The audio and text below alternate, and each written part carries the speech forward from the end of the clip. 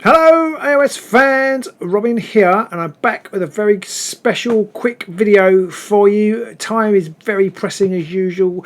We've got some Beastgrave stuff for you, some new Beastgrave stuff. We've got the Beastgrave gift pack to look at and the Ripper Snarlfangs box, and we're going to try and look at those today and show you through the cards.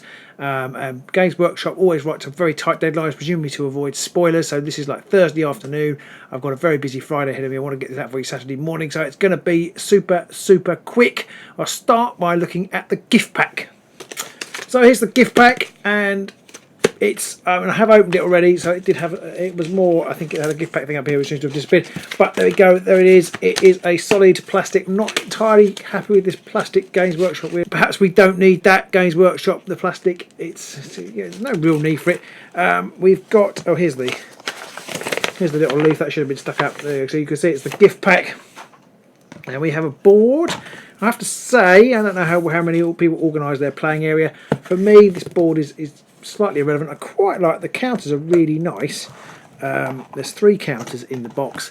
They're really nice. They're good solid plastic. You can't really see them there, but they're really nice. I like those. They've got the Beastgrave symbol on the back, and then nothing on that side. But it's for counting the turns. You've got 1, 2, and 3. So I guess you turn them over when you've done the turn. 1, 2, and 3. I think it would be nicer if these had the numbers on, but I guess that would be more expensive to do. This itself is sort of thinnish card. It's reasonably solid, but it's a little bit bent. I'm not sure how many people will be using that. I mean, you can't see it, but it doesn't sit flush on the table. Having arrived in the box this morning, it doesn't sit flush on the table, which isn't ideal, really. So a bit passe about that. Now the cards. Now I think Games Workshop have been a little bit naughty. They did promise 30 cards or something, and you've got that, but you've got a mixture of new cards and old cards. So if you are Shadespire Old Guard, you're going to have to buy this because there's a few new cards in it, which is a little bit naughty. I'm going to run through those for you now. I'm not going to run through them in the order of the box because I've already opened them up, looked at them, sent photos of them to Pete and things like that. So, but I'm not going to open the box, so I will run through those in a minute. So enjoy that. Let me know what you think in the comments below, whether you're going to play with these, whether you're going to buy them. I think you probably will. There's some good cards and there's some good returns, but we'll see that in a second. And then obviously do check out the Ripper Snarlfang run through as well, because that will be very exciting, and hopefully you'll enjoy that content. And then next week when Pete and I meet on Wednesday, we will play Rippers against 2 warbands. I'll probably play straight out of the box warbands, faction specific cards straight out of the box, and we'll play Rippers against 2 people, and the $10 Patreoners will choose that. So if you want to get in on that action, do consider dropping over to Patreon, and you will get that content early as well if you do that, hopefully. Or certainly if not that content, because some of the new warbands we tend to release, but you'll get extra content, extra warband, extra battles and things like that, and of course you get to chat with Pete and I behind the scenes. So enjoy that, and let me know what you think of the cards. Bye. Here we go, guys. I'm going to start with the objectives you've already seen from Shadespire. There's some good returners in here, and there's 1, 2, 3, 4, 5, 6, 7, 8. There are 8 cards that have returned to us. So we have Planter Standard. Score this in end phase if your leader is holding an objective in enemy territory. And then we've got Tactical Supremacy 1 and 2 and 3 and 4, which I think are definitely going to make a comeback. We've also got Tactical Genius 1 to 3 and 3 to 5 in here. Now these are maybe a bit more scoreable than in Days of Yore. I'm still not sure I'd take them. They're worth 3 glory, but you have to hold all 1, 2 and 3, or 3, 4 and 5, and they're pretty tough scores. So anyway, they're returning. Victorious Duel. Score this immediately when your leader's attack action takes an enemy leader out of action. Concerted Attack. Score this immediately after a third or subsequent friendly fighter make an attack action that targets the same enemy fighter in this phase. I'm not sure that's strong, but it's back. And one thing I do really like, and I do think we'll see a lot of play, is the Surge Objective Cover Ground. So that's probably my favourite objective return, although I am quite excited about seeing Tactical Supremacy. So of the 4 non-Shadespire cards, we have Bold Conquest. Score this immediately after an activation if your leader made a charge action in that activation and your leader is holding an objective. I object. Yes, holding an objective. That's Bold Conquest. Quite an interesting card, that one. Guardians of the Way. Score this in an end phase if your warband holds 1 or more objectives and no enemy warband holds any objectives. So score this in an end phase if your warband holds one or more objectives and no enemy warband holds any objectives. Doable in the meta, only one glory. I'm not sure that's going to see much use. It's two. You've got you've got a lot of things to control for just one glory, I think. Finders of the Way. Now it's going to give something away here. Score this in an end phase if there are 3 or more surviving friendly fighters, and each surviving friendly fighter has 1 or more cursed key upgrades. Yes, the keys are back. So we will have all 6 keys in this deck when we look through the power cards, but they are back and they are now called the cursed keys. An interesting thing about cursed keys, of course, is that the original keys aren't called cursed keys, but I assume Games Workshop will FAQ that to say that they are indeed cursed keys. So no cheeky saying, oh, those old ones aren't the cursed keys, because I'm sure they are really.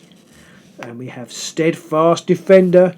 Score this immediately after an attack action that targets a friendly fighter holding an objective if that fighter is still holding that objective.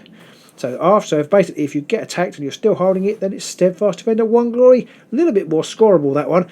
So I think we might see that one in play. So they're not earth-shattering objectives. They're quite nice. I'm not sure how much of them will get played. Okay, upgrade-wise, well, as I said, we have the Blazing Key, the Dazzling Key, the Formless Key, the Fractured Key, the Hallowed Key, and the Shadow Key. Now, of course, I was a bit flippant earlier about the wording on the cards, but Games Workshop did say for cards like Confusion, the new text becomes de rigueur, so you have to, all the old cards are effectively upgraded with the new text, so the keys are all going to become cursed. And then we have Shard Caller, which kind of fits into this objective meta. At the beginning of each action phase, you can pick one objective held by this fighter and one other objective and place each objective you picked in the hex that contain the other objective, so you can basically swap them over with Shard Caller. Didn't see a lot of play, might see a bit more now, especially with the keys and Tactical Genius and things sticking around, but I'm not sure how useful that will be compared with other upgrades that are out there. Ploy-wise that you've seen before, we've got Daylight Robbery, quite interesting to see that back. We have No Time. Well, No Time's not bad. Mischievous Spirits, I always like Mischievous Spirits. I'm glad to see that's back in the game. You can basically, starting with you and going around clockwise, each player picks an objective that has not been moved with this boy and move it into an adjacent hex, which is pretty cool. Distraction, everybody will be playing Distraction again. Misdirection. It's a way of making your ploys move to somebody else, so that's a really good card. That'll be welcomed back. Spectral Wings for super speed and covering that new cover ground. And finally, there's going to be wailing and gnashing of teeth. You're going to hear it worldwide in the underworld-wide if you like, and that is the return of Rebound. Boing. Okay, and then the final cards, new ones. We have the ploys. So we have Harnessed Power. Harness Power, heal each fighter that is holding an objective. Jealous Defense, choose one fighter with no charge tokens holding an objective.